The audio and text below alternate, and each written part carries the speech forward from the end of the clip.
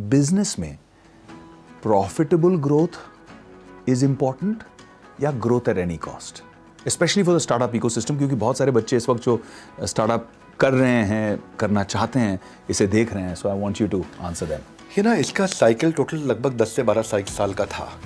2018 में मैंने प्रेडिक्ट कर दिया था कि 2023 आते आते, और ये मतलब रिकॉर्डिंग पे प्रेडिक्शन दिया था मैंने कि 2023 आते आते ग्रोथ एट एनी कॉस्ट का मॉडल खत्म हो जाएगा और प्रॉफिटेबल ग्रोथ की तरफ जाएंगे.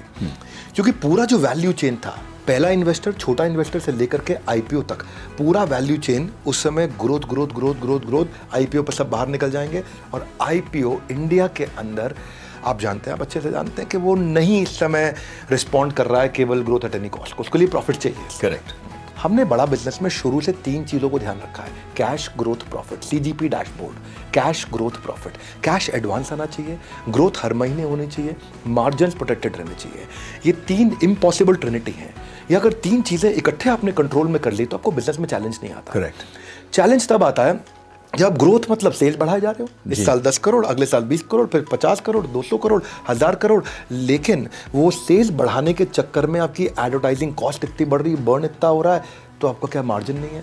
अच्छा, मार्जिन प्रोटेक्ट कर रहे हो, है ना, लेकिन माल उधार दे दिया तो कैश नहीं आया. अच्छा, माल टाइम से ले लिया, मार्जिन भी प्रोटेक्ट कर लिया, लेकिन अब सेल्स नहीं बढ़ रही क्योंकि मार्केट में कंपटीशन बहुत. तीनों चीज़ें बढ़ा करके जब आप चलते हो, आप प्रोटेक्टेड रहते हो.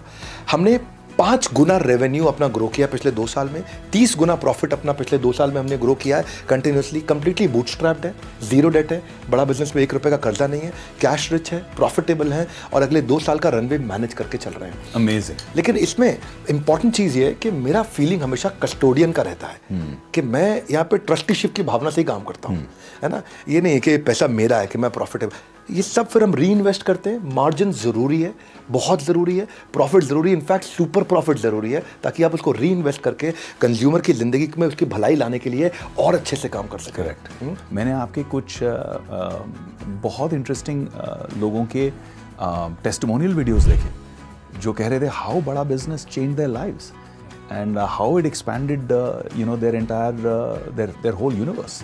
सो आई थिंक उस चीज़ का मज़ा कुछ और ही है. हम मानते हैं कि 9.9 आउट ऑफ 10 है, 0 आउट ऑफ 10. क्या बात है. कंटेंट ऐसा बना के देंगे ना कि उसके बाद उस पर कोई compete नहीं कर सकता. देश में 2 ऑब्जेक्शन नहीं आएंगे. एक कि हमसे सस्ता कोई दे सकता है, दूसरा हमसे अच्छा कोई दे सकता है. क्या बात है. ये ऑब्जेक्शन तो कभी पैदा नहीं होने देंगे.